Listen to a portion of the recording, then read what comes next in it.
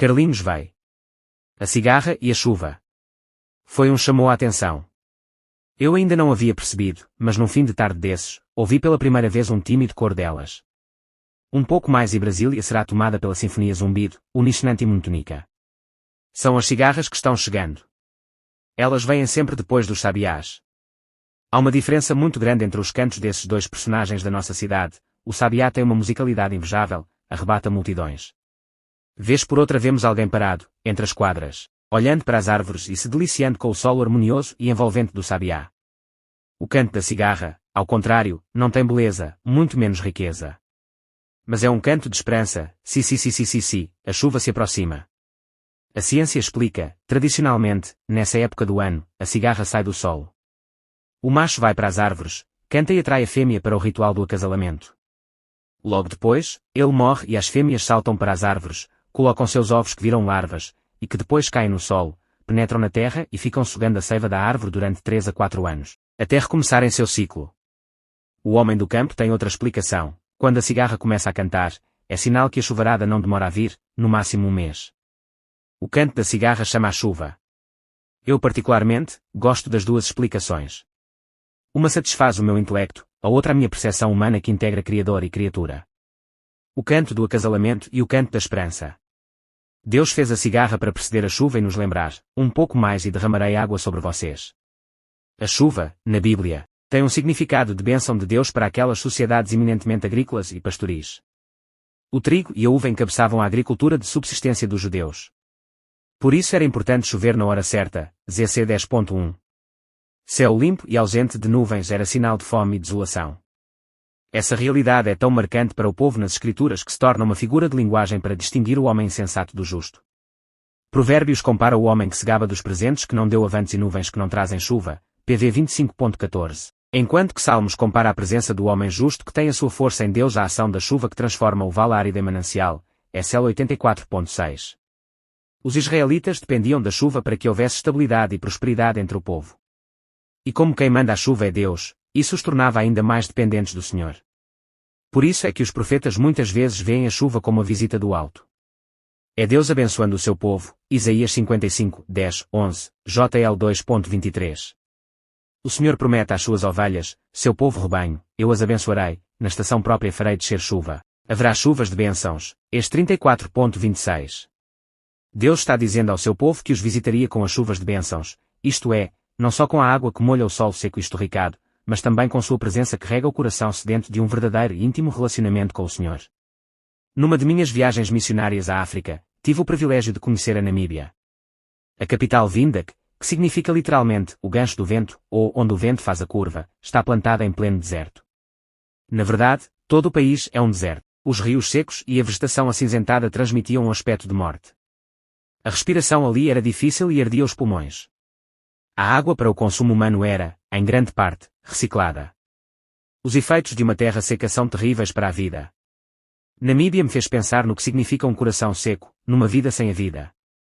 Todavia, a Bíblia me fez lembrar que Deus pode transformar a realidade de uma vida assim, através da chuva que Ele faz cair. Conheçamos o Senhor, esforcemo-nos por conhecê-lo.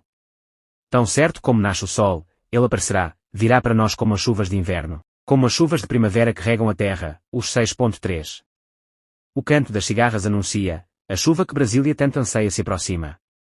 Assim como a música da cigarra é uma canção de esperança, façamos da nossa vida um constante canto de louvor ao nosso Deus, rogando-lhe, Senhor, não demore. Coisas do Criador não são para questionar e sim para observar, refletir e agradecer de sinais. Ele fala com nós através de sinais, é uma pena, que com o vai e vem de muitos, não consegue interpretar e principalmente entender, é uma pena mesmo, porque a natureza é esta cheia de lições, que a PAS do Criador esteja entre nós. Engraçado que desde criança me ensinaram o oposto. Esqueça de se inscrever no canal. Bíblico diz que quando o Cordeiro abriu o quarto selo, João, o escritor do livro do Apocalipse, ouviu a voz de um ser vivente dizendo, vem. Apocalipse 6:07. Em seguida, imediatamente João viu um cavalo amarelo, e o cavaleiro que montava esse cavalo se chamava Morte. Além disso, João ainda acrescentou que o inferno estava seguindo esse cavaleiro e seu cavalo, e eles receberam autoridade para matar a quarta parte dos homens através da espada, da fome, das pestes e das feras selvagens. Apocalipse 6:08. Os estudiosos observam que o quadro apresentado no aparecimento do cavaleiro do cavalo amarelo do Apocalipse foi baseado numa profecia veterotestamentária presente no livro de Ezequiel. Através do profeta Ezequiel, o Senhor falou: quanto pior será quando eu enviar contra Jerusalém meus 4 terríveis juízos, a espada, a fome, as feras selvagens e a peste, para com eles exterminar seus homens e seus animais. Ezequiel 14:21. É interessante notar que as mesmas 4 desgraças são mencionadas em associação ao cavaleiro do cavalo amarelo do Apocalipse. Nesse sentido, há alguns pontos interessantes na descrição bíblica desse cavalo e seu cavaleiro. As características do cavaleiro do cavalo amarelo do Apocalipse. Primeiro, a cor desse cavalo é auto-identificadora. Nossas traduções da Bíblia em português geralmente traduzem a cor desse cavalo simplesmente pela cor amarela. No entanto, no texto grego a cor indicada é uma cor doentia, uma cor amarela verde acinzentada, ou seja, uma cor pálida característica de um cadáver. Segundo, dentre todos os cavaleiros, o cavaleiro do cavalo amarelo é o único que recebe um nome. Atendendo pelo nome de morte, o propósito desse cavaleiro fica mais do que claro: o cavaleiro do cavalo amarelo saiu para matar. Terceiro, o cavaleiro do cavalo amarelo do Apocalipse é seguido de perto pelo inferno. A palavra inferno traduz o termo grego Hades. Apesar do grego Hades possuir um significado um tanto quanto amplo na Bíblia, o seu significado no livro do Apocalipse geralmente indica o estado de morte, isto é, o estado intermediário de existência desencarnada no qual os santos experimentam o consolo celestial, enquanto que os ímpios experimentam o terror de um lugar de tormento. Então, ao dizer que a morte é acompanhada pelo Hades, a ideia é que enquanto a morte golpeia, o Hades ajunta os mortos. Quarto, o cavaleiro do cavalo amarelo do Apocalipse e seu acompanhante agem sob limites previamente determinados. Aqui a morte e o Hades são apresentados de forma personificada, e isso enfatiza a verdade de que eles não são forças incontroláveis que possuem autoridade para fazerem o que querem. Ao contrário disso, eles só podem fazer aquilo que é permitido pela vontade de Deus. O texto bíblico enfatiza que foi-lhes dada autoridade para agirem, para matarem a 4ª parte da terra, uma expressão figurada que descreve a extensão do poder destruidor que eles receberam. Portanto, as desgraças que atingem este mundo não estão além do controle divino, as catástrofes que assombram a humanidade não estão à parte do decreto de Deus. Quinto, o cavaleiro do cavalo amarelo do Apocalipse e seu acompanhante cumprem o seu propósito através das mais variadas desgraças.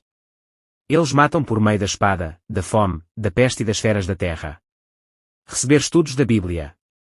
O significado do cavaleiro do cavalo amarelo do Apocalipse. Por conta das discussões interpretativas que são comuns na matéria de escatologia bíblica, há diferentes opiniões sobre o significado do cavaleiro do cavalo amarelo do Apocalipse.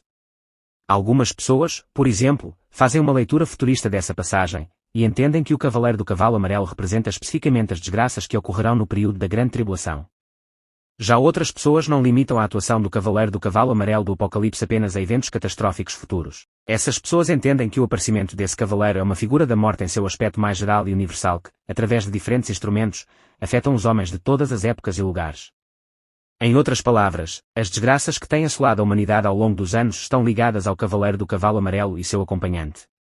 Nesse sentido, as calamidades associadas a esse cavaleiro atingem tanto os incrédulos quanto os crentes. Há certos tipos de tribulações que a Igreja é submetida simplesmente porque está num mundo que é afligido pelo juízo de Deus. Isso faz sentido à luz da descrição dos instrumentos usados pelo cavaleiro do cavalo amarelo. O texto bíblico diz que esse cavaleiro mata através da espada. Essa é uma referência à violência em geral, incluindo. Então, em geral, é amplamente aceito pelos estudiosos que os 4 instrumentos do cavaleiro do cavalo amarelo do Apocalipse são símbolos de todas as desgraças que atingem a humanidade. Portanto, essa descrição foi atual para os primeiros leitores do Apocalipse, e continua atual ainda hoje.